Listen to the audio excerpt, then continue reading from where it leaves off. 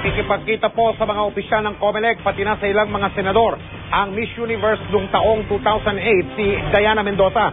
Si Mendoza ang Ambassador of Goodwill ng kumpanyang Smartmatic na nakaparte ng COMELEC sa katatapos lamang na automated elections. Nakatutok si Ruth Cabal. Si 2008 Miss Universe Diana Mendoza may bagong titulo na ngayon, Ambassador of Goodwill para sa automated elections. Taga Venezuela si Mendoza, home country din ng Smartmatic. Ang pagdating sa bansa ni Diana ngayon, bilang pasasalamat daw ng Smartmatic sa COMELEC, mga botante at guro at lahat ng nakibahagi para maging matagumpay ang kauna-unahang automated election sa Pilipinas. Sa pagbisita ni Diana, mamimigay rin siya ng mga laptop sa ilang charity foundation. Makikipagkita rin siya sa mga opisyal ng COMELEC at sa ilang senador.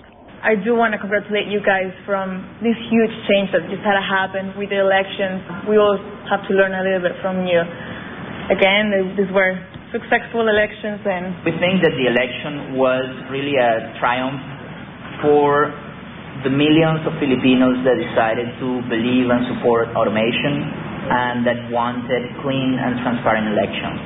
Di naman maikakailang matagal at ilang ulit sinalag ng Smartmatic ang mga batikos noon sa poll automation. Pero walang naihirap noong Ambassador of Goodwill. It's hard to tell. I think we were very busy, as you could tell.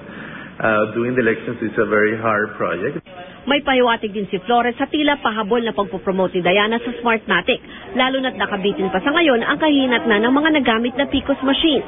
Ang mahigit 7 bilyong pisong kontrata ng COMELEC ay para lamang sa pagrenta sa mga makina, pero pwedeng bilhin ang mga ito sa halagang 2 bilyong piso. We believe we can do it even better next time. I think there are many benefits of maintaining the technology. One, it is the fact that you already trained the population and you train the BEI. If we were to do the 2013 elections, Diana, would you come again to the Philippines? Why not? Oh my God, of course. Okay, so there you have it. Pangungumbinsi pa ni Flores kung bibilhin daw ng COMELEC ang mga makina at gagamitin sa susunod pang 3 o 4 na eleksyon, aabot sa 20 bilyong piso ang matitipid ng gobyerno. Sa ngayon, pinag-aaralan pa ng COMELEC kung bibilhin o hindi ang PCOS machines. Ruth Cabal, Nakatutok, 24 Oras.